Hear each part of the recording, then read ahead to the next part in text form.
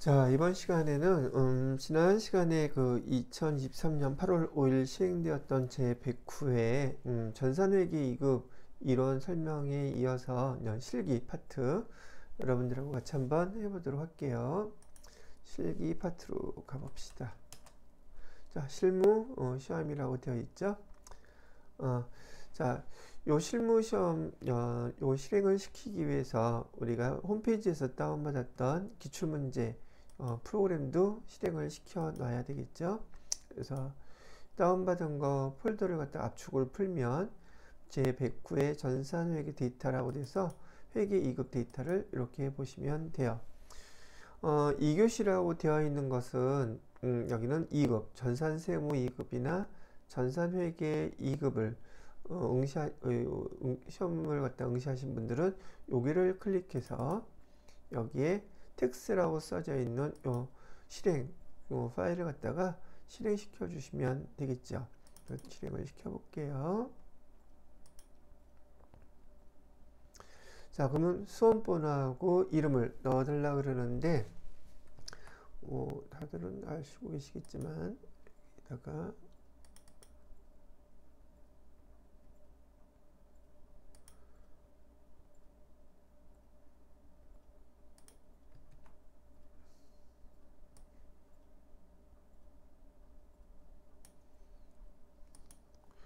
자, 전산 그 회계 2급 여기 임시 수험 번호죠. 우리가 연습 문제 풀어보기 위해서 임시 수험 번호예요. 임시 수험 번호에다가는 여기 211 8자리인데 1112 이렇게 입력하시고 이름은 여러분들 거 이렇게 이름 써주시고 진행하면 되겠어요. 되겠죠? 자, 그래서 수험번호에다가 여기 22111112 아이고 수험번호 길이가 맞지 않는데네. 이 수험번호가 아니라 감독관 번호 같은데 9035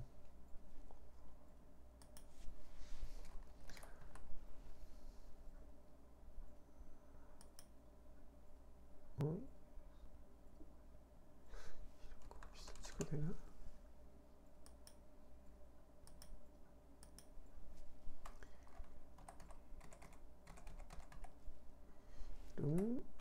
연설 이렇게 놓고 설치.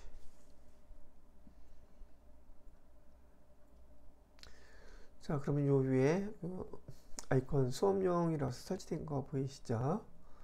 됐네요. 자, 그리고 여기다가 A형 이제 우리는 A형으로 설명을 할 거니까요. 문제 유형은 A형.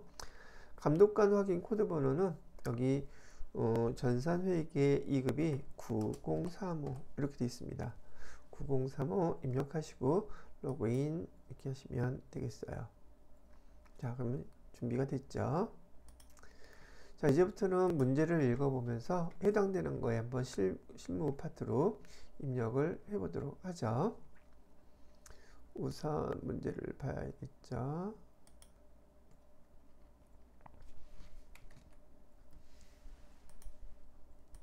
자, 회사는 정금 상사, 전산 회계 2급에서는 법인이 아닌 개인기업이에요. 그래서 개인기업이라는 걸 먼저 기억해 주시고요. 거래하는 우리 그 물건은 보통 상품이에요. 여기 여러분들은 제조업이 아니라 개인기업의 상기업으로 설정이 되어 있어서 시험 문제가 출제되기 때문에 개인기업이고 거래되는 제조기업이 아니라 상기업을 대상으로 한 시험 문제다 이렇게 보시면 되겠죠. 자, 문제 1번이에요. 다음은 정금상사의 우리 지금 여기 회사죠. 우리 회사 사업자 등록증이래요. 정금상사의 사업자 등록증인데 회사 등록 메뉴 입력 내용들을 검토해서 누락부는 추가 입력하고 잘못된 부분은 정정하라고 되어 있습니다. 그다음에 주소 입력할 때 우편번호는 입력하지 않아도 된다고 하니까 만약에 주소가 잘못되어 있다면 굳이 인터넷으로 이 사업장 소재지의 주소를 찾지 말고 그냥 바로 손으로 키인해서 입력해도 인정을 해주겠다는 얘기가 되겠네요. 자, 그러면 여러분들은 이 사업자 등록증과 여러분 프로그램 안에 있는 그 내용을 하나하나 비교를 해서 차이가 뭐가 있는지 찾아보면 되겠죠. 자, 프로그램 여기 실행시킨 거를 보시고, 우리 회사 거래처인지 회사 등록인지 구분 잘 하셔야지 돼요. 지금 여기서는 거래처가 아니라 우리 회사 등록된 걸 비교해 달라고 얘기를 했어요. 그럼 정금상사 되어 있죠. 자, 조금 전에 말씀드렸던 그 시험 문제에 나와 있는 사업자 등록증의 내용과 여기 입력된 내용이 뭐가 다른지 구분해서 찾아보도록 할게요. 우선 정금상사는 회사명은 같고요. 구분, 개인 회사이고 법인이 아니라 개인이고요. 사용으로 되어 있고요. 회계연도는 맞을 거고, 그 다음에 사업자 등록번호를 보니까 사업자 등록번호가 이렇게 빨간색으로 되어 있다는 건 보편적으로 이거 틀렸다고 잘못했다는 얘기거든요. 그리고 여기 보니까 646 40이 아니라 04예요. 그 다음에 01031 이렇게 하니까 빨간색에서 제대로 된 색으로 싹 바뀐 거를 보실 수 있을 거예요. 자, 틀렸던 거 하나 수정을 해 주었고요. 자, 다른 내용도 하나하나 비교를 해 보는 거예요. 성명, 대표자 최종효 맞고요. 거주자, 그리고 여기 대표자의 주민등록번호 나와 있지는 않으니까 사업자 등록증에 요거는 넘어가도 될 것 같아요.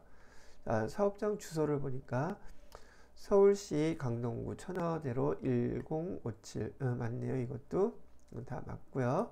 그 다음에 업태 종목 보니까 업태는 도소매 되어 있고, 종목 식료품이 아니라 종목은 뭘로 되어 있냐면 신발로 되어 있네요. 그래서 신발로 이렇게 바꿔주시고요. 자, 그 다음에 주업종 코드 이런 건 손댈 필요 없어요. 다 맞는 거니까 틀린 것만 구분해서 찾아주시면 돼요. 사업장 동코드 서울특별시 강동구 천호동 등등 되어 있는데 여기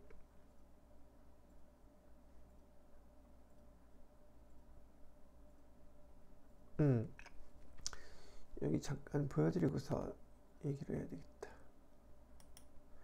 여기 보시게 되면 여기 여기 사업자 등록증을 발급한 세무서가 강동세무서예요. 강동세무서인데 지금 여기에서 보시게 되면 여기 관할 세무서가 되어 있는데 강동이 아니라 안동이라고 되어 있죠. 이거 잘못되어 있는 거예요.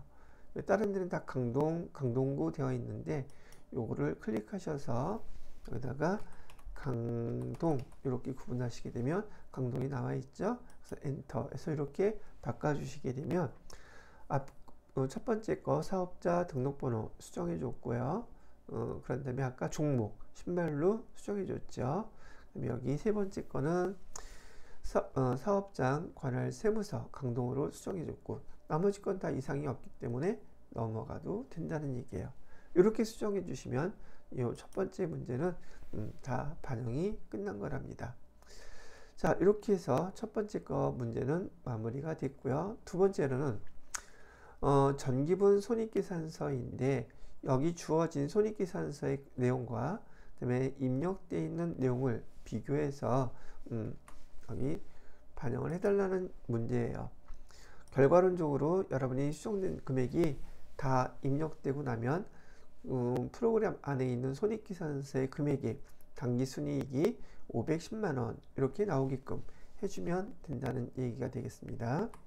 자, 이것도 한번 입력을 해보도록 할게요. 자, 요거는 됐으니까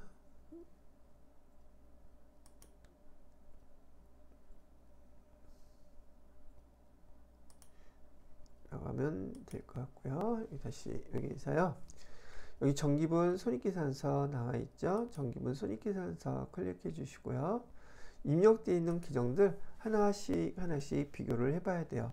상품 매출은 1억 2천이라고 되어 있죠. 맞았고요. 그 다음에 상품의 매출원가, 상품의 매출원가는 9천만 원이라고 되어 있네요. 이것도 맞았네요. 자, 그 다음에 급여서부터 판관비죠. 판관비 급여는 1,800만 원. 예, 이것도 맞아요. 그 다음에 복리후생비 500만 원. 이것도 맞네요. 그 다음에 여비 교통비 50만 원. 여비교통비 50만 원이 아니라 60만 원이라고 되어 있죠. 그래서 여기를 60만 원 이렇게 수정해 주시면 되겠고요. 그 다음에 여기 밑에 접대비 30만 원이라고 되어 있죠. 요것도 하나 좀 참고를 알아두실 게, 이번에 그 법인 여기 회계에 관련된 규정이 2024년 들어서 이게 바뀌었어요. 접대비라는 규정이 기업 업무 추진비라는 규정으로 바뀌었기 때문에 프로그램도 벌써 이게 반영이 되어 있는 거예요. 근데 지금 우리가 문제를, 여기 기출문제가 출제된 시점은 작년도 8월이기 때문에 여러분 시험 문제에서는 접대비라고 나와 있단 말이죠. 기업 업무 추진비가 2024년부터 적용이 되는 바뀐 개정 과목이라는 거 참고로 알아두시면 되겠어요. 예전에는 접대비라고 했는데 앞으로는 기업 업무 추진비 이렇게 불리게 됐어요. 참고로 알아두시고요. 접대비 30만원 맞죠? 그다음에 소모품비 50만원, 광고 선전비 60만원이 아니라 70만원이라고 되어 있네요. 이렇게 70만원. 그 다음에 이자 수익 80만원. 그 다음에 기부금. 근데 이자 수익 다음에 이자 비용이 빠져 있어요. 그럼 여기다 클릭하셔가지고 F2 눌러서 이자 비용 한 다음에 이자 비용은 60만원 이렇게 되어 있어요. 넣고, 그 다음에 기부금은 없죠. 기부금 없으면은 여기 클릭하신 다음에 위에 삭제를 이렇게 눌러주시면 돼요. 아니면 그 이자 비용인데 기부금으로 잘못되어 있던 거니까 계정을 갖다가 바꿔주셔도 상관이 없고요. 자, 이렇게 입력을 하고 나니까 여기 손익계산서의 손익구분 순서대로 해서 결과론적으로 당기순이익 510만원 딱 이렇게 나왔죠. 그래서 제가 아까 말씀드렸을 때 여기 당기순이익 510만원 이렇게 반영이 돼야 됩니다 라고 얘기했던 거 딱 맞았어요. 그래서 이렇게 맞추었기 때문에 다 반영이 됐다고 보시면 되겠죠. 자, 그 다음에 세 번째 문제를 보게 되면은, 세 번째 문제에서는 개정 과목 및 적요 등록이라고 되어 있어요. 개정 과목 및 적요 등록 메뉴에서 판관비, 접대비 계정에 다음 내용 적요 등록하라고 되어 있죠. 접대비에다가 이렇게 현금 적요, 다섯 번째 거 거래처, 명절, 선물, 대금 지급이라고 기록을 해달라고 지금 나와 있는 거예요. 자, 그럼 찾아가서 그대로 지금 반영을 해주면 되겠죠. 자, 개정 과목 및 적요 등록 여기 클릭하셔서요. 여기 보시면 판관비라고 되어 있죠. 판관비가 800번대니까 판매 관리비라고 되어 있는 요거를 클릭해 보시게 되면은 여기서 접대비를 찾아야지 돼요. 접대비가 보니까 아까 바뀐 게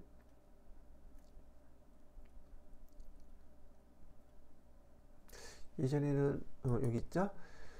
접대비가 아까 말씀드렸던 기업 업무 추진비라는 계정으로 바뀌었다고 2024년도에 바뀌었다고 얘기를 했고, 지금 제가 설명해 드리는 이 시점은 벌써 2024년도 3월달이기 때문에 이거 바뀐 거 아마 이번 4월달에 시험 보시는 분들은 똑같은 이 프로그램으로 시험을 보시기 때문에 접대비 대신에 기업 업무 추진비라는 계정으로 기억하시고 계시면 될 것 같아요.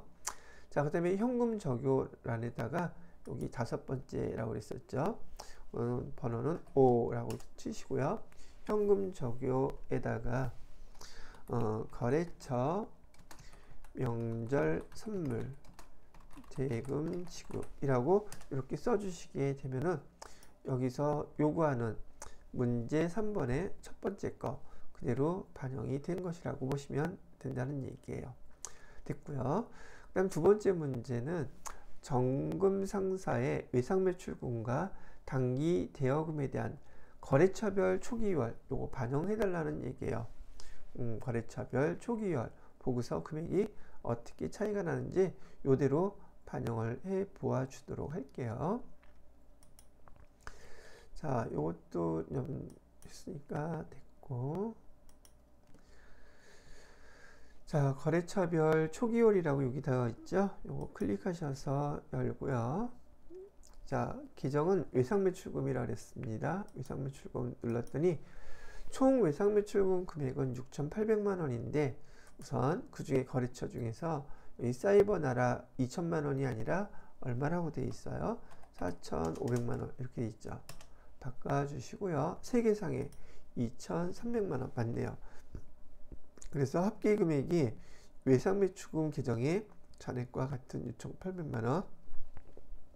그리고 차익은 없는 것으로 수정이 되었으니까 오케이. 두 번째 계정은 뭐였었느냐 하면 단기 대여금 계정이었어요. 단기 대여금의 해일은 얼마? 2천만 원이 아니라 1,000만 원이라고 되어 있네요. 그다음에 불임상사 여기는 3천만 원이 아니라 300만 원이었어요.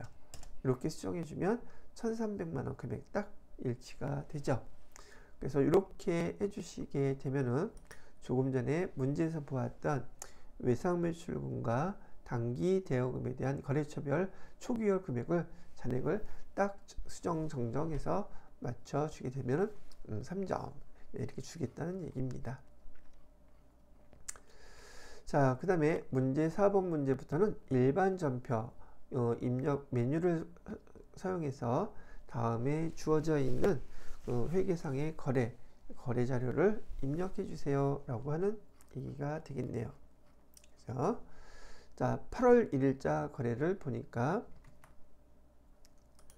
여기 단기 매매 목적으로 우리 회사가 아니라 타 회사의 주식을 10주 한 주당 20만 원에 취득했대요. 근데 한 주당 20만 원이라 그러면 여기 10주니까 200만 원어치를 샀다는 얘기가 되겠죠. 자, 여기서 하나 또 알아야 될 게 단기 매매 목적으로 타 회사의 주식을 샀을 때 우리가 쓰는 계정의 명칭은 단기 매매 증권이에요. 그래서 여기 차별에다가 단기 매매 증권이라고 쓰시고 금액은 현재 200만 원어치 샀어요 라고 얘기하는 거예요. 자, 그 다음에 대금은 취득 과정에서 발생한 별도의 증권 거래 수수료, 보통 주식을 사게 되면 거래 수수료가 살 때도 팔 때도 발생을 한답니다. 12,000원을 포함했다고 되어 있죠. 보통 예금 계좌에서 전액 지급했다고 그랬고요. 그럼 일단 요것만 반영시켜 보게 되면 이 단기 매매 목적으로 타 회사의 주식을 샀을 때 단기 매매 주권 그 금액 쓰시고 그 이후에 부가적으로 발생한 부대비용이라고 부르는데 이 증권 거래 수수료 있잖아요. 얘는 반드시 수수료 비용이라고 써주셔야지 돼요. 그리고 금액은 우선 12,000원이라고 이렇게 되어 있고요. 그러면 보통 예금 계좌에서는 얼마가 빠져나갔을까? 보통 예금 계좌에서는 200만 원하고 12,000원이 빠져나갔으니까 201만 2,000원 이렇게 빠져나갔으니 이렇게 표현해 주시면 돼요. 기록을. 자, 근데 여기서 중요하게 알아야 될 게 뭘 아셔야 되느냐면 보통 우리가 상품을 취득하거나 그 다음에 유형자산을 취득하면 즉 토지, 건물, 차량, 운반구 회사에서 취득하는 모든 것에 부대비용이 발생하면 취득하는 자산명으로 기록을 하라고 되어 있는 게 원칙이에요. 우리가 제일 많이 여러분이 회계기업에서 들었던 것 중에서 상품을 갖다가 10만 원어치 샀어요. 근데 상품을 살 때 운반비가 만원 이렇게 발생을 했다 그러면 운반비라는 계정으로 별도로 쓰는 게 아니라 매입한 상품명으로 요 운반비를 갖다가 기록해 줘야지 돼요. 포함시키는 거. 그래, 운반비가 들었다 할지라도 상품 만원 이렇게 쓰게 되면 우리가 상품의 원래 가격은 10만 원이지만 우리가 이 상품을 판매하기 위해서 들어간 돈, 상품에 투입된 돈은 다 합쳐서 얼마가 되느냐면 상품 가격은 11만 원어치를 사갖고 온 거고 그 다음에 여기다가 이익을 붙여서 파는 거예요. 그래야지 절대 손해를 보지 않겠죠. 매입할 때는 이렇게 발생한 운반비를 우리 뭐라고 부르냐면 부대비용이라고 부릅니다. 부대비용. 그래서 부대비용이 자산을 취득할 때 이렇게 부대비용이 발생하면 취득하는 자산으로 기록해 주라는 게 모든 회계 거래의 원칙이에요. 그런데 지금 여기에 단기 매매 증권도 얘도 지금 자산 계정이에요. 단기 매매 단기 투자 자산이라고 하는 자산 계정이라서 이 원리가 똑같이 적용이 돼요. 그래서 자산이었던 단기 매매 증권을 취득하는데 부대 비용이 발생했다면 이 원칙대로 얘도 단기 매매 증권으로 표시를 해줘야 되는데 모든 자산 취득하는 원칙에서 바로 예외인 게 바로 얘예요. 단기 매매 증권만큼은 부대 비용이 발생하더라도 별도로 기록한다 라고 기업회계 기준에서 그렇게 정해놨어요. 왜 그런지 뭐 회계 이론에 대한 뭐 등등 내용들은 좀 디테일한 거니까 차후에 여러분이 좀 더 공부할 때 제가 그 상태에서 말씀해 드리기로 하고 지금은 이렇게만 기억을 해두세요. 그리고 이 수수료 비용은 단기 매매 증권이 우리 회사가 주식을 거래하는 증권회사가 아닌 경우 이거는 다 영업과 관련이 없는 수수료 비용이에요. 그래서 얘를 판관 비용으로 구분하자면 얘는 판관비가 아니라 영업과 관련이 없는 영업 외 비용이라는 것까지도 같이 참고로 기억을 해두시면 시험 문제 나올 때 단기 매매 증권과 관련돼서 이야기가 좀 수월하지 않을까 싶으네요. 또 한 가지, 지금 여기서는 여기 그 타회사의 주식을 우리가 샀는데 액면가액이라는 말이 나와요. 얘는 시가고 한 주당 20만 원이라고 하는 것은 시가를 얘기하는 거고 액면가액은 1,000원이다 이렇게 얘기가 나오더라도 단기 매매 증권 자체가 목적이 시세 차익 목적이에요. 무슨 목적이다? 시세 차익. 뭐 여러분이 뉴스나 주변에서 많이 들어보셨던 주식 거래할 때 얘를 갖다가 무슨 그 회사에 의결권을 행사하기 위해서 주식 거래를 하는 것이 아닌 대부분의 사람들의 목적은 주식을 살 때는 시세 차익을 목적으로 이 주식을 산다는 얘기예요. 그러다 보니까 시세 차익 목적이라면 우리가 흔히 얘기하는 싸게 사서 비싸게 팔려고 한다는 얘기죠. 그래서 여기서 액면가액은 여러분들한테 아무런 의미가 없어요. 그래서 단기 매매 증권 시세 차익 목적으로 거래하는 타회사의 주식에서 여러분의 모든 주식과 관련된 시험 문제는 반드시 이렇게 시가와 액면가를 항상 같이 가르쳐줘요.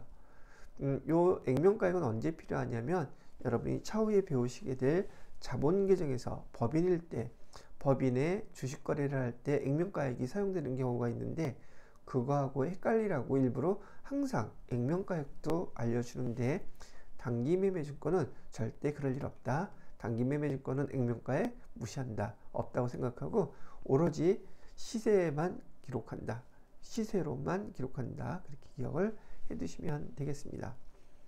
자, 설명해드렸던 이 내용을 저도 똑같이 프로그램에다가 우리 일반 전표 입력에다가 입력을 해보도록 하겠습니다.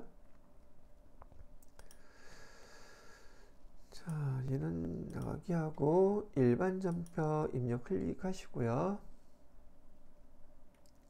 날짜는 8월 1일 날짜로 있죠. 자, 9번은 차변에 단기 매매 증권 있죠. 단기 매매 증권 200만원. 그 다음에 여기는 수수료 비용이었었죠. 수수료 비용. 그런데 수수료 비용이 여기 계정이 쭉 다 있잖아요. 여기서 영업과 관련이 없는 800번 때는 판관비예요. 여기 500번, 600번, 700번은 여러분 아예 손대면 안 됩니다. 전산회계 2급에서는 오로지 800번 때, 900번 때를 사용하셔야 되는데 제가 한글로 계정명으로 수수료 비용 그럼 이렇게 많은데 어떤 거 사용해라는 얘기를 했는데 여기 단기 매매 증권과 관련된 이 수수료는 제가 영업과 관련이 없는 영업 외라고 그랬잖아요. 영업과 관련이 있는 거라면 여기 판관비에 해당되는 800번대를 사용하시는 거지만 영업 외 비용은 바로 얘를 사용해야지 돼요. 뭐 한글로 계정명이 똑같다고 해서 아무거나 눌러서 사용하시면 안 된다는 얘기예요. 자, 이렇게 해서 수수료 비용 해주시고 금액은 12,000원. 그다음에 대변에다가는 보통예금 하셔가지고 201만 2천원 이렇게 표시가 되면 첫 번째 임력 문제는 마무리가 됐다는 얘기입니다. 자, 1번 문제였어요. 자, 그 다음에 2번 문제를 설명해 보도록 할게요. 2번 문제는 날짜는 9월 2일이고요. 푸름상회에서 판매용이라면 판매 목적으로 갖고 있는 건 재고자산이거든요. 재고자산은 바로 여기서 신발이 되겠죠. 판매용 신발을 매입 사들였대요. 대금 중 500만원은 푸름상회에 대한 외상매출금과 상기 처리하고 잔액은 외상으로 했다고 그래요. 자, 지금 이 상황이 어떤 상황인지를 먼저 한번 정리를 해보세요. 우리가 상품을 지금 사갖고 오는 거예요.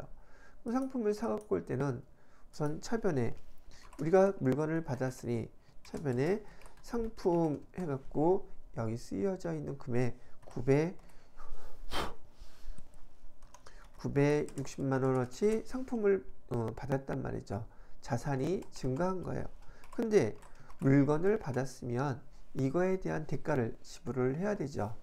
그런데 대금 중 500만원은 푸름상회에 대한 외상매출금 우리가 돈 받을 게 있었대요. 근데 그거 대신 상기했대. 깠다는 얘기예요. 그러면 우리가 받을 외상매출금은 이제 다 없어졌겠죠. 그래서 여기다가 외상매출금은 받을 게 있었는데 더 이상 받을 게 없게 된다. 외상매출금은 우리 매출 계정이기 때문에 거기 거래처 반드시 입력해 줘야 되죠. 이 외상매출금 누구 거였었어요? 푸름 상위 거였었어요.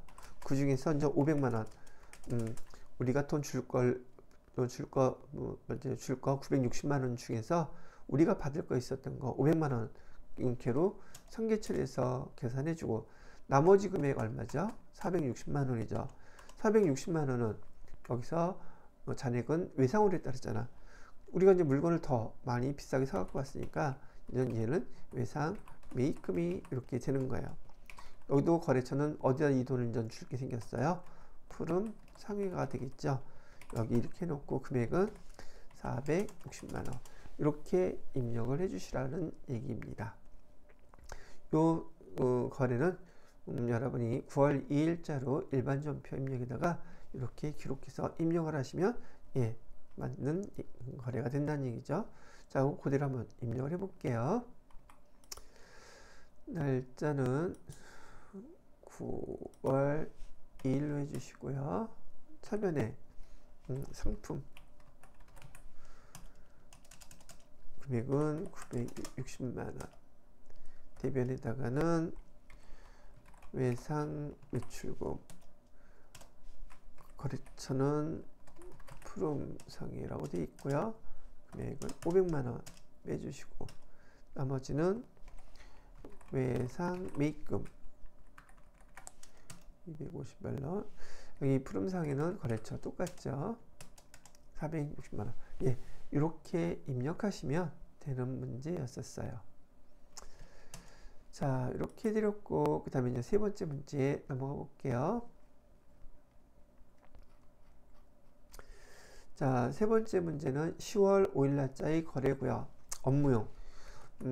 여러분이 이제 계정 앞에서도 이론할 때 암기 잘 하셔야 됩니다 라고 얘기를 했었는데 여기 업무용이라고 쓴 거는 회사에서 사용하겠다는 뜻이잖아요.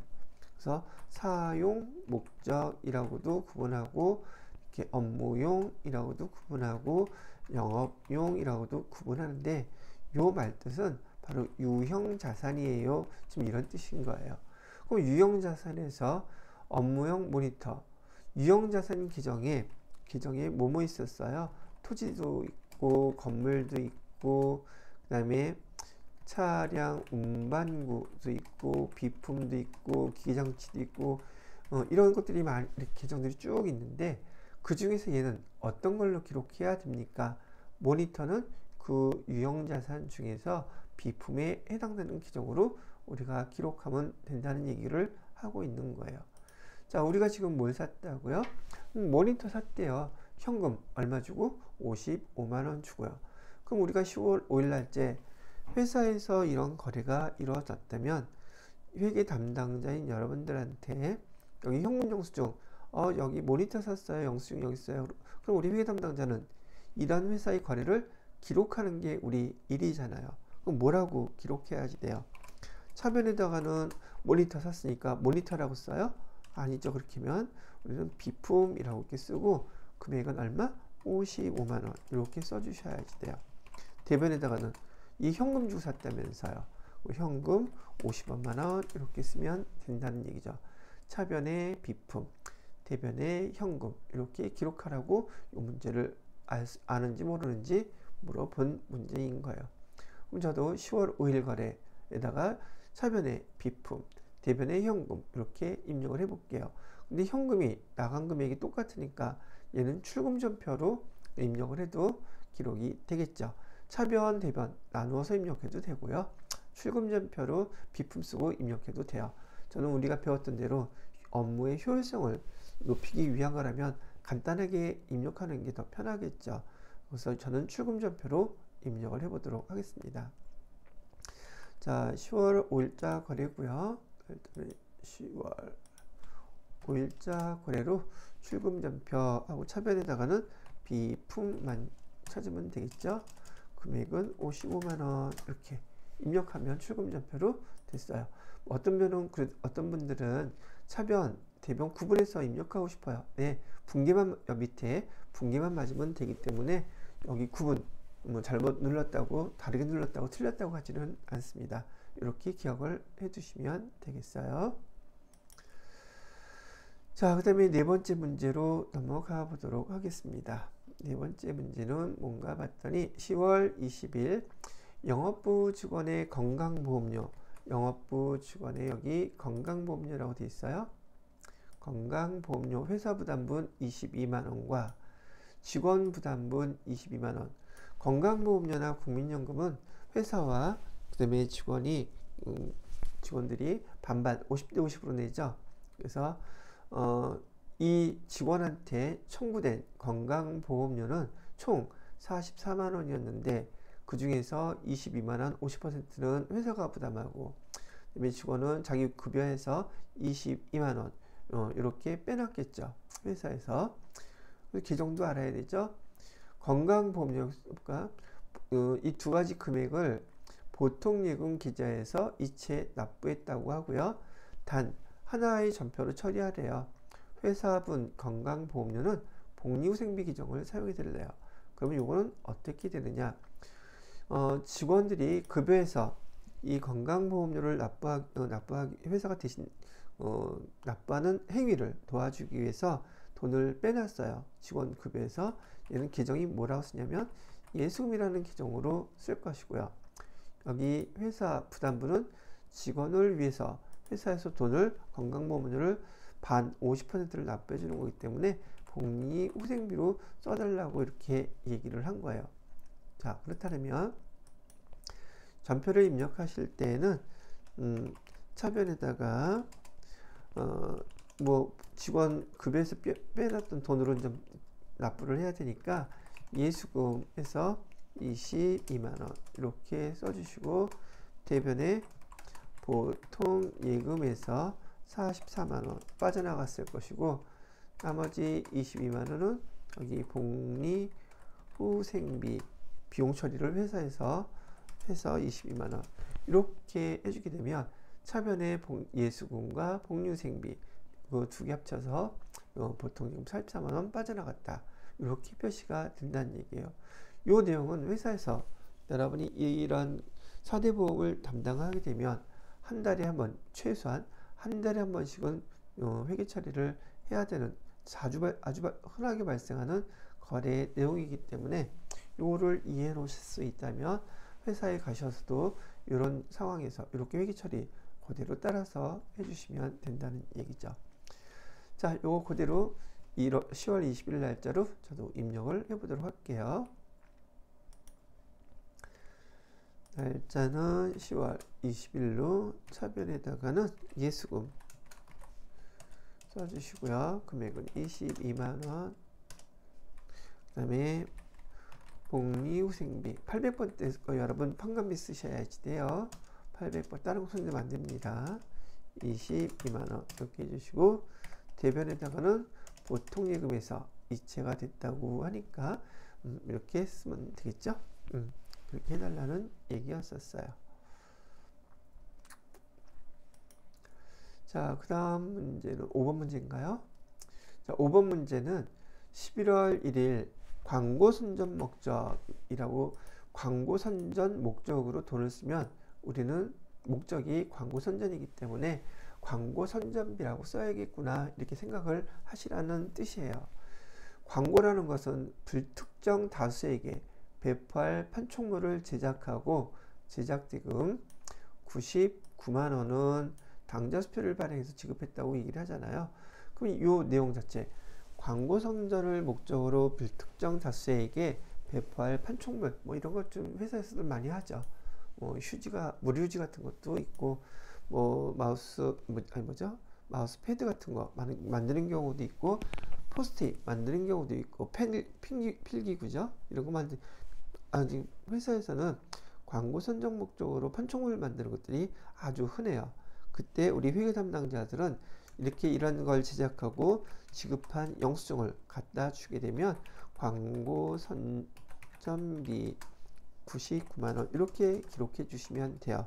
그다음에 당좌수표를 발행했다고 하면 당좌수표를 발행했고 거래처에서 그 당좌수표를 받은 다음에 은행에 가져가면 우리 당좌예금에서 돈을 뺏어 준단 말이죠. 즉 우리는 당좌수표를 발행했지만 우리가 기록할 때에는 당좌예금이라고 기록하는 겁니다. 당좌수표는 계정명이 아니에요. 증권, 증서의 이름이에요. 근데 우리는 회계 담당자들은 기록할 때 증권의 증서 이름을 기록하는 게 아니라 계정 과목을 기록해야 되기 때문에 여러분이 배웠던 당좌예금에서 이 돈이 빠져나간다고 기록을 해 주셔야 돼요. 그래서 이렇게 기록해 주시라고 문제를 낸 것이라고 보면 돼요. 자, 그래서 11월 1일 날짜로 똑같이 저도 입력을 해 볼게요. 날짜 11월 1일 차변에다가는 광고 선전비라고 쓰시면 되겠고요. 800번대 판관비 금액은 99만원 써주시고요. 대변에다가는 당좌예금, 지금 저는 여기 조회를 안 하고 여러분들이 자주 쓰이는 계정 과목의 코드 번호들은 암기를 하고 계시면 이렇게 금방금방 빨리빨리 입력할 수가 있어요. 빨리 입력하는 것도 좋지만 물론 정확히 입력하는 게 더 중요하다는 건 알고 계시죠? 자, 이렇게 입력하면은 11월 1일자 거래 내용 반영이 됐어요. 자, 그 다음에 11월 30일자 좋은은행에 예치한 1년 만기 정기예금의 만기가 도래하여 원금 1000만원, 이자 50만원, 보통예금 계좌로 입금됐대요. 자, 제가 수업할 때 맨날 말씀드리는 게 뭐냐면 보통 우리 받은 거, 그러면 여기서 확실하게 보통예금에 돈이 얼마 들어왔을까요? 물어보면 차변에 이렇게 얘기할 거 아니겠어요? 보통예금에 입금됐다면 보통예금의 잔액은 늘어났겠죠. 얼마가 늘어났을까요? 원금 1000만원하고 50만원, 그래서 1050만원이라는 금액이 보통예금에 입금이 됐다는 건 금방 파악하실 수 있을 거예요. 그럼 대변에 이 돈이 왜 입금이 됐어요?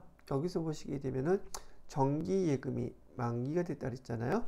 여기 계정에 정기예금이 있어요. 정기예금은 자산 계정인데 얘가 만기가 돼서 빠져나가는 거, 줄어드는 거죠. 우리가 받으니까. 얼마짜리 정기예금이 만기가 된 거라고 얘기를 했어요. 1000만원짜리라고 했잖아요. 1000만원짜리 정기예금은 더 이상 없어요. 그리고 거기 이자가 들어왔다 그랬었죠. 여기는 뭐라고 써야 돼요? 이자, 우리가 돈을 받은 거니까 이자 수익 계정을 써줘야지 돼요. 이자 수익으로 해서 금액 50만원 들어왔다고 이렇게 써주시면 된다는 얘기죠. 되셨지요? 그럼 자, 날짜 11월 30일자로 이렇게 한번 입력을 해 보도록 할게요. 날짜는 11월 30일 날짜로 차변에 보통예금 계좌로 1050만원이 입금이 됐어요. 얘는 왜 들어왔어요? 정기예금이 만기가 됐어요. 얼마짜리가요? 1,000만 원짜리 가요.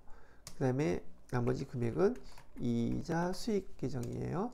이자 수익으로 50만 원이 들어와서 이렇게 1,050만 원 보통예금에 입금된 거예요.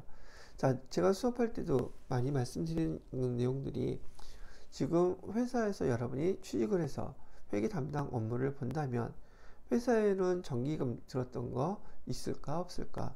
정기 예금, 정기 적금 이렇게 만기가 돼서 들어오고 나가고 또 하는 것들이 반복적으로 많이 발생을 하게 돼요.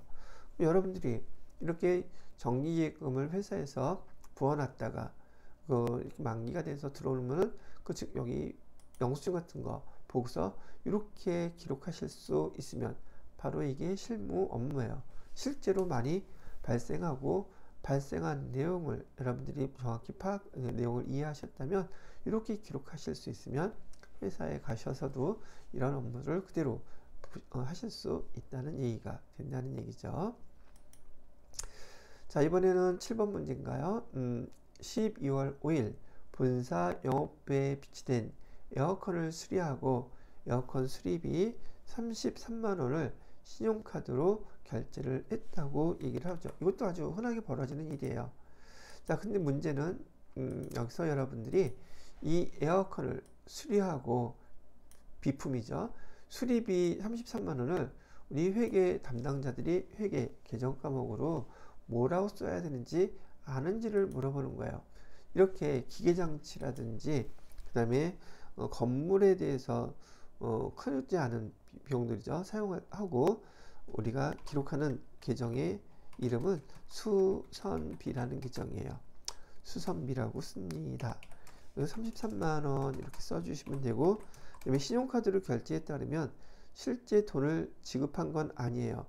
신용카드 결제 만기일에 일괄적으로 지급되기 때문에 지금 신용카드로 결제한 것은 일단 돈을 지급하지 않은 미지급금이라고 쓰시고요. 금액은 거래처는 어디라고 써야 돼요?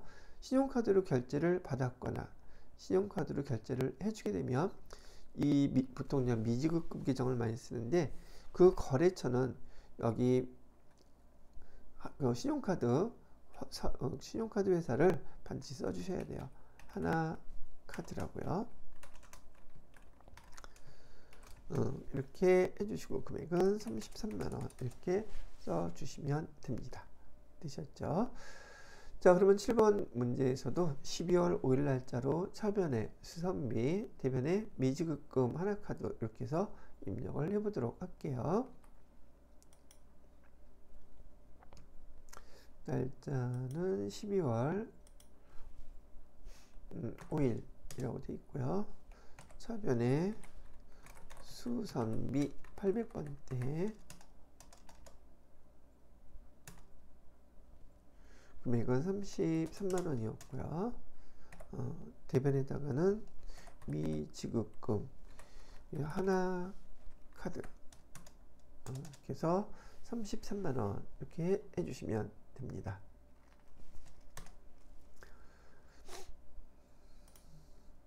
자, 그 다음에 8번은 이번 거래는 12월 15일 거래이고 에스파파 상사로부터 상품을 2,500만원 매입하기로 계약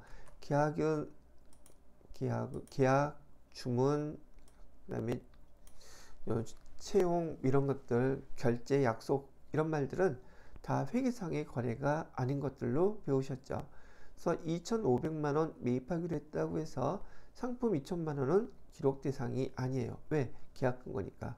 그런데 여기 계약금 100만원을 보통 예금 계좌에서 이체해서 지급했다고 그랬죠. 그러면 우리는 계약금을 보낸 상태가 된 거예요. 그러다 보니까 우리가 지금 대변에서 보통 예금에서 돈 빠져나간 건 확실해요. 얼마가 빠져나갔어요? 100만원이 빠져나갔는데 이렇게 상품을 사기로 하고 계약금 냈을 때 계정 뭐 쓰는지 알아요? 이거 물어본 거예요. 얘는 차변에다가는 돈을 먼저 준 거기 때문에 계정은 선자가 들어간 거 써주시면 돼요. 자, 이건 한자어로 먼저, 미리 이런 뜻이거든요. 그다음에 지급한 거죠. 이거 돈을 그래서 먼저 돈을 지급했다 해서 선급금이라고 쓰는 겁니다. 선급금, 선급금은 부채 계정이기 때문에 부채 계정의 거래처 S 파파 이렇게 써주시고 금액 100만 원 이렇게 써주시면 되겠습니다. 자, 그러면 차변에 선급금, 대변에 보통예금 이렇게 써주도록 하겠습니다. 날짜는 12월 15일 날짜고요. 자, 차변에다가는 선급금, 거래처는 S파파, 금액은 100만원, 대변에다가는 보통예금 100만원, 예, 이렇게 해주시면 돼요. 자, 그 다음 파트는 문제 5번인데요. 일반 전표 입력에서 입력했던 내용은 같은데 벌써 얘는 10월 27일, 그 다음에 11월 16일 다 입력이 되어 있어요. 근데 이 내용과 입력되어 있는 내용이 뭔가 오류, 잘못되어 있다는 얘기예요. 그 오류를 찾아서 수정 또는 정정해 달라는 얘기죠. 자, 10월 27일 거래를 한번 볼까요? 기업주가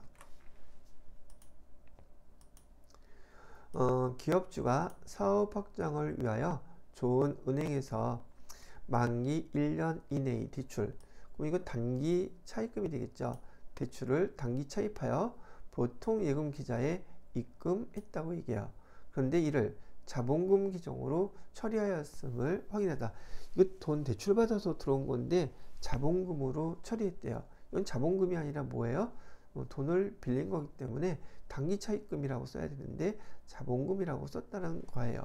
확인을 해보자고요. 10월 27일 거래를 볼게요.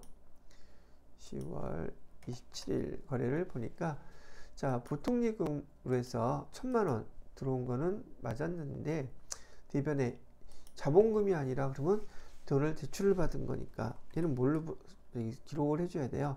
단기 차입금에서 이렇게 써주시고 거래처도 반드시 써주셔야 되죠. 부채이기 때문에 누구한테 돈을 주어야 돼요. 좋은 은행으로부터 했다. 이렇게 수정을 해주시면 된다는 얘기를 합니다. 10월 27일 거래는 이렇게 수정해서 입력해 주시면 되고요. 그 다음에 11월 16일 거래를 보니까 보통예금 계좌에서 지급한 19만 8천원은 거래처에 선물하기 위해 구입한 신발이 아니라 판매 목적으로 구입한 신발의 대금이었음이 확인되었대요. 근데 지금 여기 처음에 이 19만 8천원은 거래처 선물로 생각하고 기록했다면 당연히 접대비, 지금 2024년 이 시점에서는 아까 보셨던 기업 뭐였었죠? 그걸로 기록됐다고 되어 있는 것인데 그게 아니고 판매 목적으로 구입한 판매 목적은 재고자산이에요. 이 용어도 알아들어야지 이거를 바꿔 수정해 줄 수가 있겠죠. 판매 목적인 것은 재고자산이 판매 목적으로 갖고 있는 자산이고 여러분은 이게 바로 전산회계 2급에서는 상품을 의미한다는 뜻이에요. 그러면 접대비가 아니라 상품이라고 바꿔 주어야 된다는 얘기였었죠. 그래서 보통예금 계좌에서 지급한 19만 8천원은 거래처에 선물하기 위해 구입한 신발이 아니라 판매 목적으로 구입한 매입대금이었음이 확인됐다.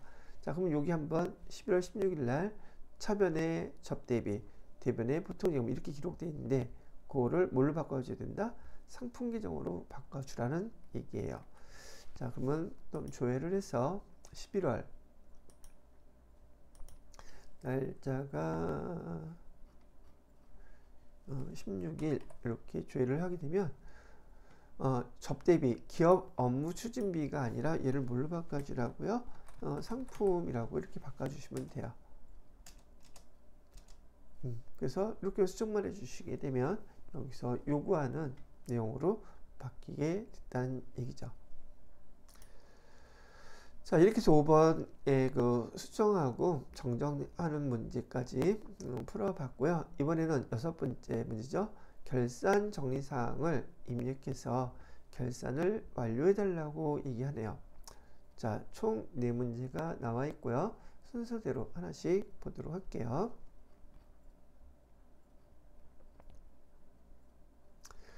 구입 시 자산으로 처리한 소모품 중 구입할 때요. 이거 중요한 말인데 구입할 때 소모품을 샀는데요. 그때 구입할 때 자산으로 회계 처리했대요. 결제일 현재 사용한 소모품비는 지금 총 55만 원이라고 얘기를 하고 있어요. 자, 처음에 이건 이따 조회를 해보면 되겠지만 차변에 이 처음에 소모품을 구입을 했을 때요.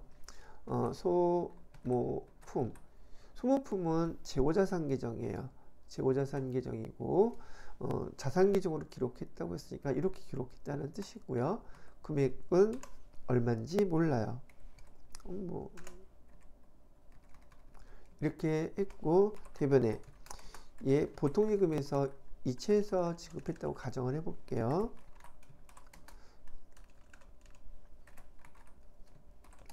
보통예금에서 얼마인지는 모르지만 이렇게 지급을 했었는데 지금 결산대가 돼서 보니까 이 얼마인지 모르는 이 소모품 중에서 자산 계정인데 사용을 했다면 감소가 됐겠죠. 그래서 차변에 요건 좀 이따 쓰고 대변에 소모품이 사용된 금액이 55만원어치 이렇게 사용이 됐다는 뜻이에요. 사용한 소모품비는 55만원이다. 그럼 최소한 이 소모품을 샀을 때에는 55만원보다는 더 많은 소모품을 샀었다는 얘기가 되겠죠. 자, 이렇게 소모품이라는 자산으로 기록해 놓고 소모품이라는 자산으로 기록해 놓고 기말이 되었을 때 소모품이 이만큼 사용했습니다 라고 하면 소모품 자산은 그만큼 줄어들었을 테니까 이렇게 감소시켜야지 돼요. 그러면 자산이 이렇게 감소된 것만큼은 우리 이제 회사에서는 비용 처리를 해준단 말이죠. 그 비용 계정의 명칭이 바로 소모품비 이렇게 되는 거예요. 55만원. 그래서 자산이 사용된 것만큼을 비용 처리한다. 이렇게 처리하는 방법을 우리는 회계에서 이를 뭐라고 부르느냐 하면 자산처리법이라고 부른다는 것도 설명을 해드렸어요. 뭐라고 부른다? 자산처리법. 자산처리법은 소모품을 구입할 때 자산계정으로 기록했다는 뜻이고 기말 사항 때 이렇게 정리해서 입력을 해주는 것을 얘기한다는 얘기예요. 참고로 이 자산처리법 말고 우리 일반적으로 많이 사용하는 방법은 비용처리법을 많이 사용해요. 비용처리법. 그럼 비용처리법은 뭔데요? 비용처리법은 처음에 이 소모품을 샀을 때요. 소모품이라는 자산으로 기록하는 게 아니라 소모품비라고 하는 비용 계정으로 기록하는 거예요. 그래서 비용을 갖다가 예를 들어서 60만원 이렇게 기록을 해놓고 대변에다가는 여기 보통 예금에서 60만원이라고 이렇게 참고를 한번 보세요. 자, 그런 다음에 기말이 됐는데 여기서 똑같이 사용된 소모품은 55만원이라고 가르쳐 주고 있는 거예요. 근데 비용처리법은 처음에 소모품을 갖다가 60만원어치 다 사갖고 비용으로 기록을 해놨는데 실제로 사용한 것은 55만원 밖에 안 된다 그러면 소모품은 반대로 얼마가 기말에 남아있겠어요? 60만원 산 것 중에서 55만원 사용했으니까 소모품 이 자산이 5만원은 남아있을 거예요. 그렇다고 하면 대변에 이 소모품비 이 기말 정리를 해주지 않게 되면 소모품비라고 하는 비용, 요 비용이 손익계산서에 홀라당 들어가 버린단 말이죠. 얼마가? 60만 원. 근데 실제로 손익계산서에 들어가는 비용은 얼마만 들어가야 돼요? 정확하게 55만 원만 들어가야지 60만 원이 들어가면 안 되잖아요. 그래서 55만 원의 소모품비를 반영하기 위해서 차변에 소모품비를 대변으로 5만 원만큼만 소멸을 시켜주는 거예요. 그래서 소모품비 계정에서 5만 원을 이렇게 소멸시켜 주게 되면 잔액은 얼마가 비용이 남아 있겠어요? 자, 예전에도 뭐 헷갈리다고들 얘기하셨는데 여기 비용 계정을 소멸시키는 방법, 비용 계정은 원래 차변의 자기 자리예요. 근데 이 금액에서 55만 원을 맞춰주기 위해서 이 소모품비라는 계정을 소멸시킬 때는 반대에다가 쓰면 소멸되는 거예요. 60만 원에서 5만 원을 빼버리게 되면 그 잔액은 55만 원만 남게 되고 그 결과가 손익계산서의 기말에 반영이 된다는 뜻이죠. 그래서 비용처리법일 때 기말에 처리하는 계정하고 자산처리법일 때 처리하는 방법 계정이 달라요. 이런 이유 때문에. 자, 여기에서 요거를 갖다가 시험 문제 돌아가면서 여러 번 반복적으로 내기 때문에 기말 정리사항으로서 또 실제로 회사에서 많이 사용하는 계정의 처리 방법이기도 해요. 잘 익혀놓으시기 바라고요. 이 문제에서는 여기 자산처리법 얘를 물어본 거기 때문에 12월 31일 날짜로 차변의 소모품비, 대변의 소모품 이렇게 55만 원을 입력해 보도록 하겠습니다. 날짜는 12월 31일 날짜로 차변의 소모품비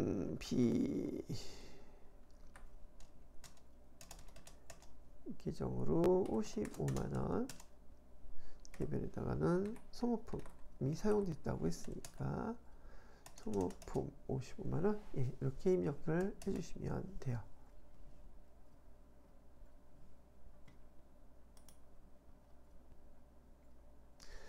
자, 그 다음에 2023년 7월 1일 영업부의 1년치 보증보험료 보험기간이 2023년 7월 1일부터 다음해 2024년 6월 30일까지 120만원을 보통예금 계좌에서 이체하면서 전액 비용계정인 보험료로 처리했다고 얘기하고 있어요. 자, 요것도 조금 전에 소모품 설명했던 거하고 똑같이 자산처리법, 비용처리법 두 가지가 있는 계정이에요. 보험료라는 게.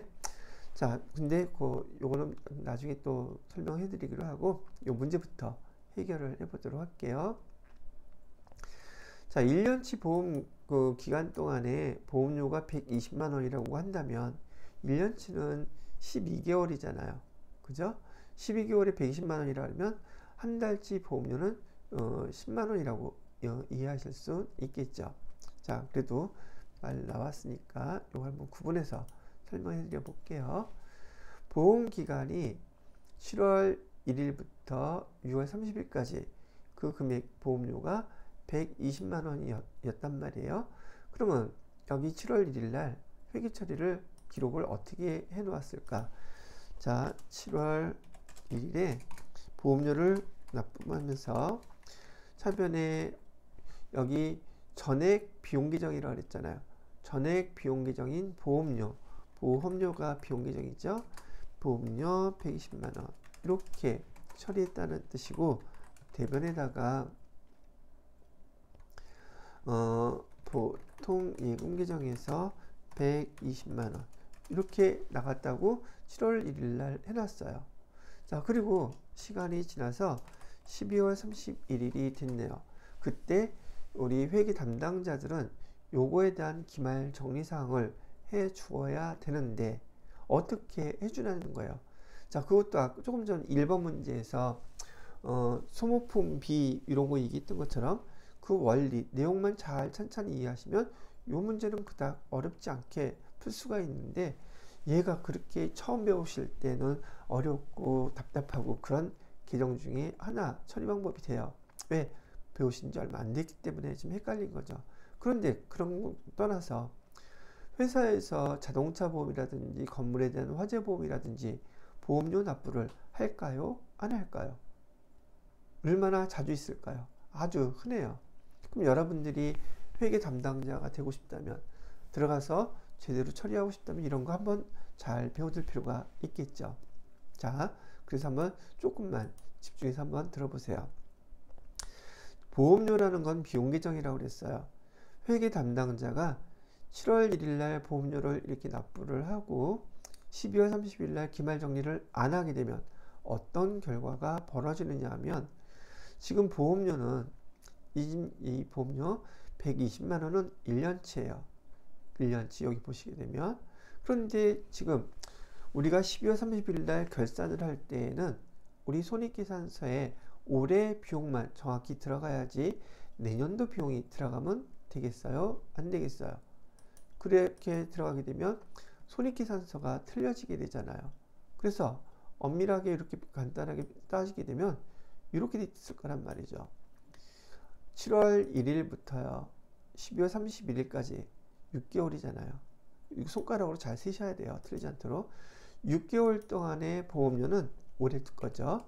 이렇게 60만 원이 올해 거고 나머지 60만 원은 내년 거예요. 그죠? 이렇게 나누어 주는 걸 결산 정리 사항이라고 부르는 거예요. 이건 누가 해줘야지 돼요? 회계 담당자가 해줘야지 돼요.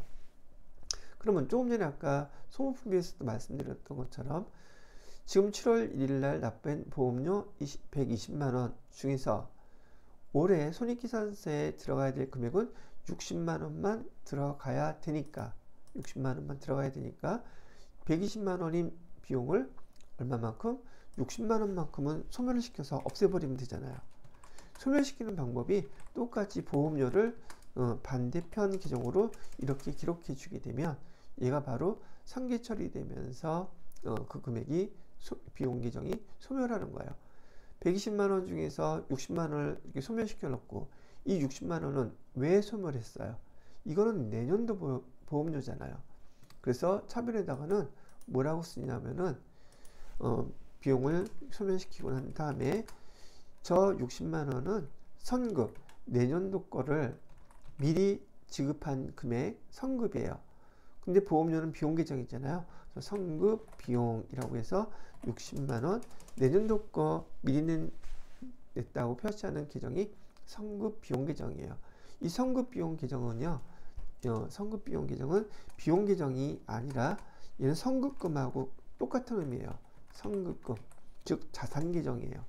이것도 끝에 비용자 들어갔다고 많이들 틀리시더라고요.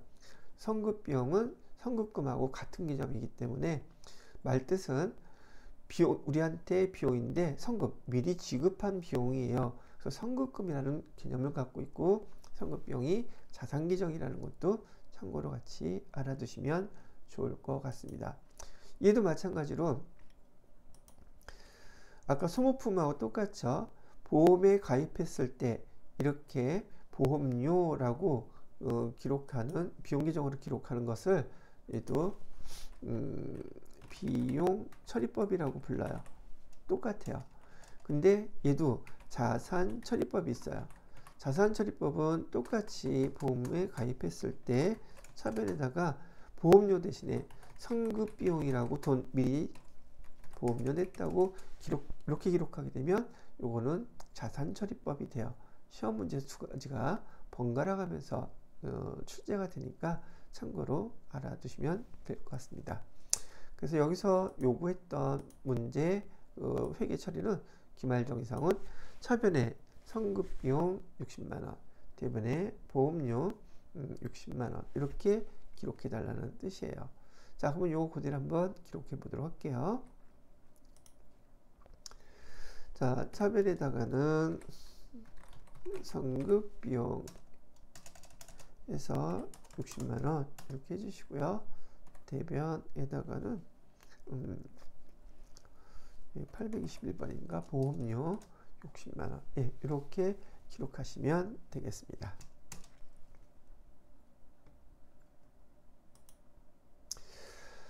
자, 그 다음에 세 번째 기말 정리사항으로는 현금 과부족 기종으로 처리한 현금 초과액 5만원에 대한 원인이 결산 때까지 밝혀지지 않았대요. 자, 현금 초과액은 현금이 들어왔다는 얘기일까요? 현금이 나갔다는 얘기일까요? 현금, 지금 우리가 계정으로 현금이 더 많았다는 얘기겠죠. 그래서 여기 잠깐 메모해 놓고 분기를 해 드릴게요. 장부하고 실제하고 비교를 하는 거예요. 장부는 예를 들어서 10만원 이렇게 되어 있는데 실제 있는 금액은 15만원. 지금 이렇게 있다면 현금이 실제 더 많죠. 이럴 때 현금에 대한 실사를 했을 때 실제가 더 많다면 현금을 항상 기준으로 생각을 하셔야 됩니다. 그래서 이때 기록해 놨던 결과가 어떻게 기록이 돼 있었을 것이냐 하면은 차변에 현금 과부족 5만원 이렇게 써 있고요. 아니, 현금 5만원 이렇게 써 있고요. 대변에 현금 과부족으로 5만원 이렇게 기록이 되어 있었을 거란 말이죠. 현금 실수했을 때 실제 현금이 더 많이 있을 때는 현금이 돈이 들어온 걸로 기록을 합니다. 그리고 반대편에다가 현금과 부족 써주시면 돼요. 이해가 되셨죠? 현금이 실제로 많았을 때. 그런데 얘를 갖다가 12월 31일 기말에 이 내용이 왜 이렇게 차이가 나는지 도무지 못 찾겠더래요. 근데 여기서 아셔야 될 것은 이 기말의 현금과 부족 계정은 임시 계정이기 때문에 얘는 남아있으면 안 돼요. 없애버려야 되는 계정이에요. 그러면 대변에 현금과 부족 있었던 계정을 반드시 없애야 되기 때문에 반대편으로 기록을 해서 없애버리는 거예요. 그래서 차변에 기말 정리사항으로서 현금 과부족을 얼마? 5만원 이렇게 없애주고 대변에다가는 돈이 이유는 모르는데 들어왔잖아요. 근데 내용은 몰라. 그때 쓰는 계정은 잡이익 계정이에요. 잡이익으로 5만원 이렇게 써주신다는 얘기죠. 이해되셨나요? 이렇게 정리를 간단하게 해드립니다. 자, 12월 31일 길말 정리사항으로 이걸 그대로 써주시면 되겠습니다. 자, 차변에다가는 현금 과부족으로 5만원 써주시고요. 대변에다가는 잡이익에서 5만원 이렇게 써주면 되겠습니다.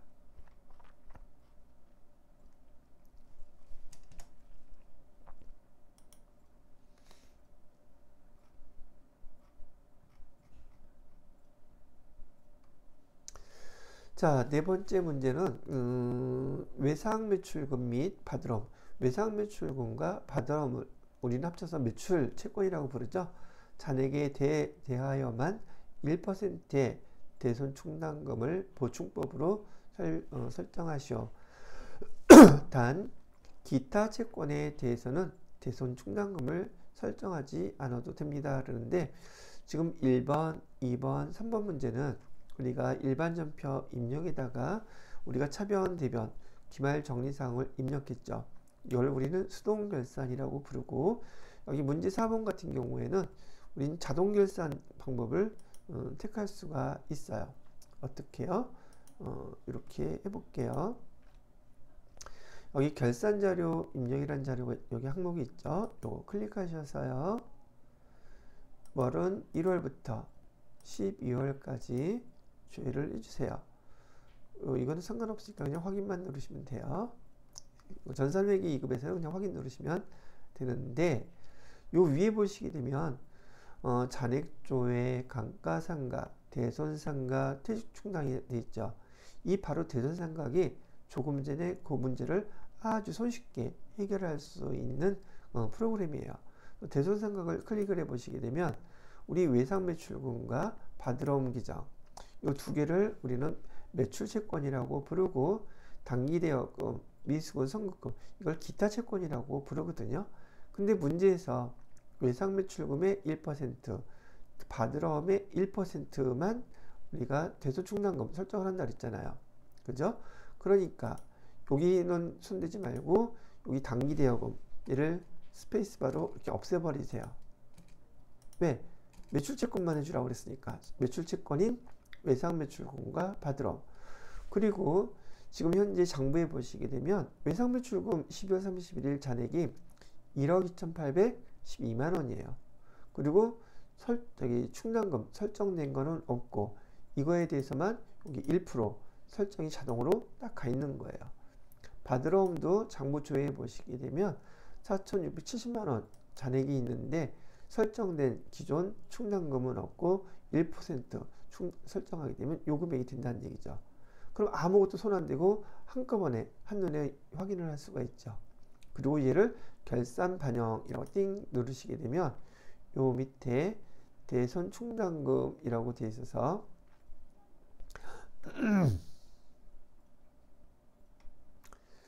여기 보시면 대손상각의 외상매출금, 그 다음에 바드러움에 대한 충당금 두 개가 싹 반영되어 있는 것을 보실 수 있어요. 여기 들어가는 거예요. 자, 이렇게 들어가게 되면 이렇게 들어가게 해놓고 난 다음에 여기 전표 추가 반드시 눌러 주셔야 됩니다.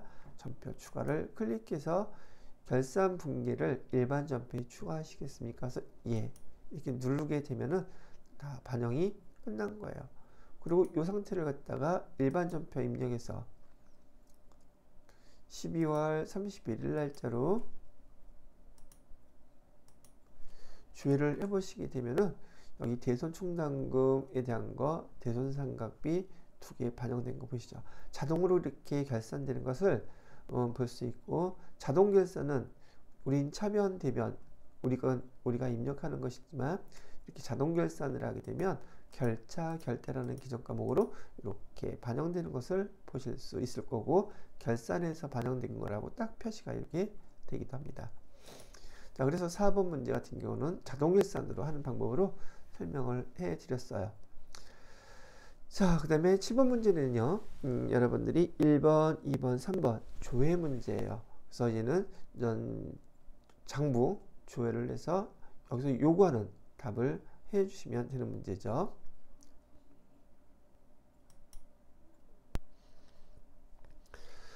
자, 1번 문제를 보시게 되면 상반기 중이라고 되어 있죠. 1월, 6월 중에서 현금 지출이 가장 많은 월은 몇 월이며 그 금액은 얼마냐고 물어보고 있어요.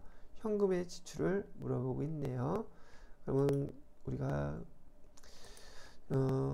장부를 조회할 때 여기 총계정 원장이라는 걸, 월 비교는 총계정 원장이에요. 월 비교는 총계정 원장 클릭하셔서 날짜를 1월 1일부터 6월 30일까지, 기존 과목은 현금이니까 101번, 101번만 이렇게 조회를 해보세요. 그러면 현금 계정에 대해서 기록되어 있는 차변과 대변 이렇게 두 개로 나타나 있는데, 이것도 현금 지출이라고 했으면 현금 계정의 차변은 현금이 증가한 것, 즉 입금 내용일 것이고, 현금 계정의 대변은 돈이 나간 것, 출금에 관련된 거겠죠. 근데 문제에서는 지출이 가장 많은 월이 몇 월이냐고 물어봤어요. 그러면 지출은 대변이니까 1월달부터 6월달까지 보시게 되면 여기 1월달이 현금 지출액이 2,319만 5,690원, 여기는 2,400, 여기가 더 크네요. 그죠? 그래서 4월달에 2,415만원, 요 4월달이 제일 많은 현금 지출액이 기록되어 있어요. 여기 답이 되는 거겠죠? 자, 그렇게 답을 해주시면 되겠고요. 자, 그 다음에 두 번째 문제를 보시게 되면 6월 30일 현재 유동부채 금액은 얼마입니까? 라고 물어보는데, 이 유동부채는 통합계정이기 때문에 유동부채, 자산, 부채, 자본 계정이 남아있는 장부는 재무지표 중에서 재무상태표를 조회를 하시라는 뜻이에요. 그래서 얘도 마찬가지로 여기 재무지표, 재무상태표를 갖다가 클릭해 보시게 되면 날짜는 지금 6월 30일 현재라고 그랬었죠. 6월 달로 선택을 해 주시고요. 보시게 되면 여기 밑에 유동자산 밑에는 당좌자산, 재고자산 있다는 거. 지금 이 재무상태표의 계정들도 마찬가지로 앞에서 제가 이론 설명해 드릴 때 여러분들은 회계 이국 과정에서 기본적으로 필수적으로 재무상태표의 계정들 정확하게 암기하셔야 된다고 말씀을 해드렸었죠. 자, 부채도 유동부채와 비유동부채가 있는데 지금 문제에서는 이 유동부채를 물어봤어요. 이 유동부채의 금액은 얼마냐고 물어봤는데 금액은 1억 5,880이 있다고 이렇게 잔액을 확인해서 답해 주시면 되는 거였습니다. 자, 그 다음에 마지막 세 번째 문제는 똑같이 상반기 중에서 복리후생비의 지출이 가장 많은 월, 이게 가장 적은 월의 차이는 얼마냐고 지금 물어보고 있어요. 그러면 이렇게 계정에 대해서 월 비교잖아요. 그럼 아까 해봤던 총계정원장에서 조회를 하시면 됩니다. 그래서 얘는 넣고 똑같이 총계정원장에서 1월 1일부터 6월 30일까지 그 다음에 복리후생비라고 얘기를 했었죠. 그래서 복리후생비 800번대 811번 코드네요. 비교를 해보니까 복리후생비가 발생한 월들이 쭉 이렇게 나와 있어요. 그죠? 그래서 가장 많은 달은 2월 달에 여기 182만 5천 원이네요. 가장 적은 달을 찾아보니까 50만 5천 원이네요. 그러면 182만 5천 원에서 50만 5천 원을 빼게 되면 그 금액은 얼추 계산을 해보면 132만 원 이렇게 나오겠네요.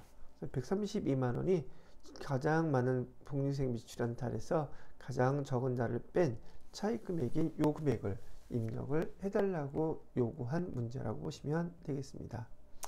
자, 이렇게 해서 여러분들한테 전산회계 2급 109회 실기 문제까지 여러분들하고 한번 쭉 같이 풀어보았습니다.